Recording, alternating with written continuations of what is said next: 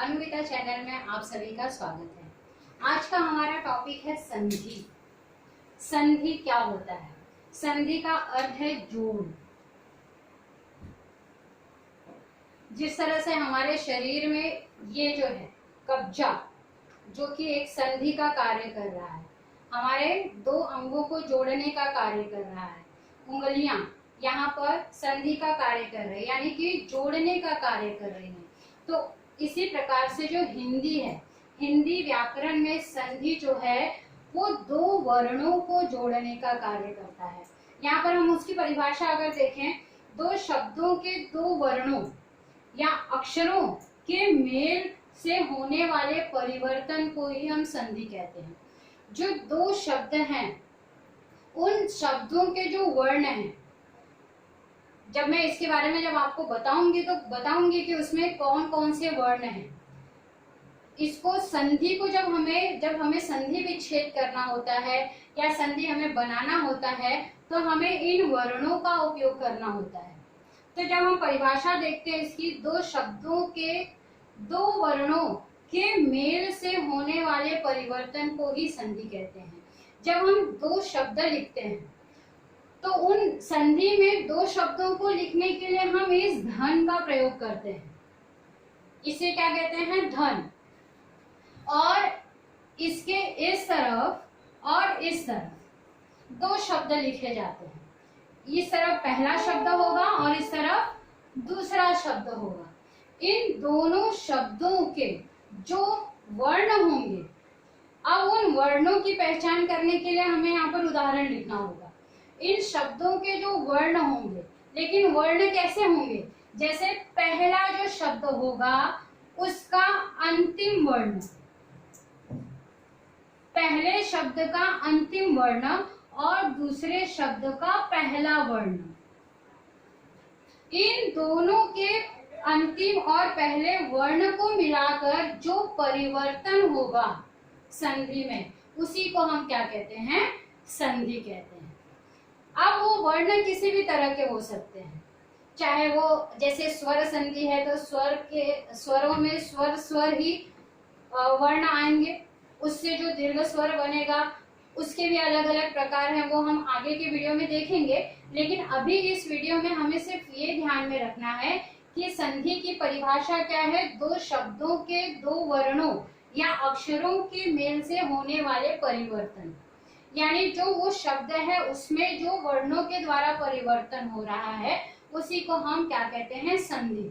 उसके लिए हमें सिर्फ ये याद रखना है कि जब हमें संधि विच्छेद, एग्जाम में इस तरह से क्वेश्चन आते हैं कि निम्नलिखित शब्दों का संधि विच्छेद करो, तब जब हमें उन शब्दों का संधि विच्छेद करना होता है, जैसे मैं यहाँ पे एक एग्जांपल लिखती हूँ, विद्यालय। अगर मुझे इस शब्द का संधि विच्छेद करना है तो मैं उसको किस तरह से करूंगी? जैसा कि यहाँ पर मैंने लिखा है विद्यालय, तो विद्यालय का अगर मुझे संधि विच्छेद करना है तो फिर हमें पता है कि विद्यालय का संधि विच्छेद विद्या धन आलय, विद्या धन आलय, ये इसका संधि विच्छेद है। लेकिन अगर इस तरह से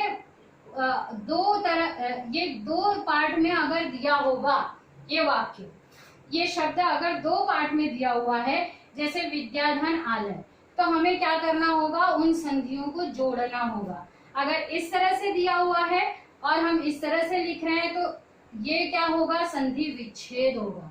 और इस संधि विच्छेद को अगर हमें जोड़ने के लिए आता है तो हम इसका विद्यालय इस तरह से शब्द बनाते हैं। यानी ये जब हम प्लस का साइन लगाते हैं और इसी शब्द को दो भागों में विभाजित करते हैं तो ये क्या हो जाता है?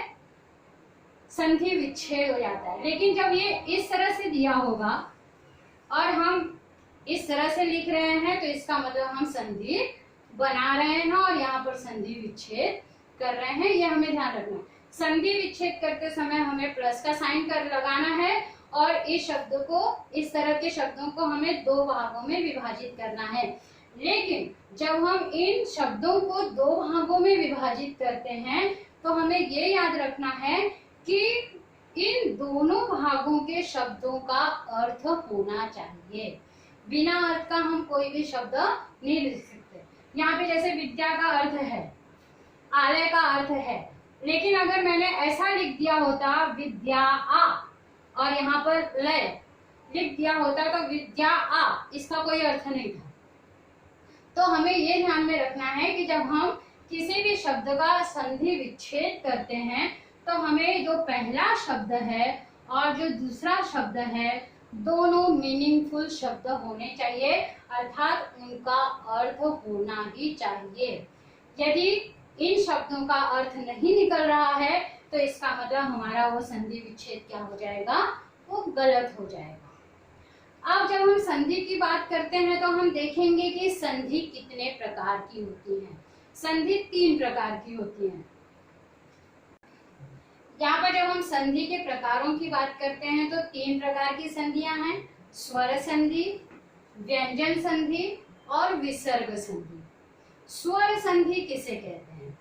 जब स्वर और स्वर का मेल होता है, स्वर धन स्वर, जैसे कि मैंने यहाँ पर आपको पहले ही बताया प्लस यानी धन का जो चिन्ह है, इसके पहले वाला जो शब्द होगा उसका अंतिम जो वर्ण होगा उसमें अगर स्वर आया है और दूसरे शब्द का जो पहला अक्षर है उसमें स्वर आया हुआ है तो इसका मतलब ये संधि क्या हो जाएगी, स्वर संधि हो जाएगी। स्वरों और स्वरों के मेल से क्या होता है, स्वर संधि बनती है।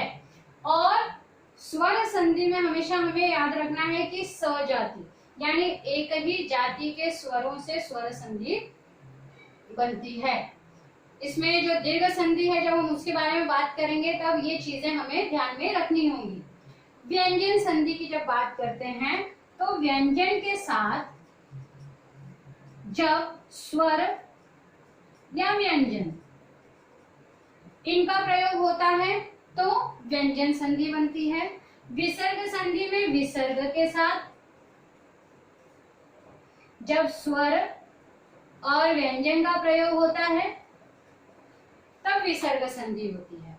तो इस वीडियो में हमने ये देखा कि जो हमारी संधि है, संधि का अर्थ होता है जोड़। अब वो जोड़ जो है 2 शब्दों का जोड़ होता है, लेकिन जब हम उन 2 शब्दों को जोड़ते हैं तो उनको जोड़ने के लिए हम प्लस का साइन लगाते हैं और प्लस का साइन लगाने के बाद जो पहला जो शब्द है और जो दूसरा शब्द है, पहले शब्द का अंतिम अक्षर और दूसरे शब्द का पहला वर्ण, यानी पहले शब्द का अंतिम वर्ण और दूसरे शब्द का पहला वर्ण, ये दोनों जब मिलते हैं तो इन दोनों के मिलने से एक नया वर्ण उत्पन्न होता है और उस नए वर्ण के कारण ही ये जो संधि है, ये जो शब्द होगा उसमें परिवर्तन आ जाएगा। तो ऐसे शब्दों के 2 वर्णों के मेल से होने वाले परिवर्तन को ही हम क्या कहेंगे, संधि कहेंगे। और इस वीडियो में हमने देखा कि संधि के जो है 3 प्रकार हैं, स्वर संधि, व्यंजन संधि और विसर्ग संधि। जब स्वरों और स्वरों का मेल होता है तो स्वर संधि होती है, व्यंजन और स्वर का मेल होता है तो व्यंजन संधि होती है, विसर्ग संधि में विसर्ग और स्वर या व्यंजन का मेल होता है तो विसर्ग संधि होती है। तो मुझे ऐसा लगता है कि संधि की थोड़ी जानकारी आपको इस वीडियो में के द्वारा मैंने दे दी है। अब इसके जो प्रकार हैं इन पर जो चर्चा करेंगे हम अगले वीडियो में करेंगे। आशा है आपको ये वीडियो पसंद आएगा। पसंद आता है वीडियो तो अपने दोस्तों के साथ शेयर कीजिए, लाइक कीजिए, कमेंट कीजिए और मेरा अगला वीडियो देखते रहिए। तब तक के लिए धन्यवाद।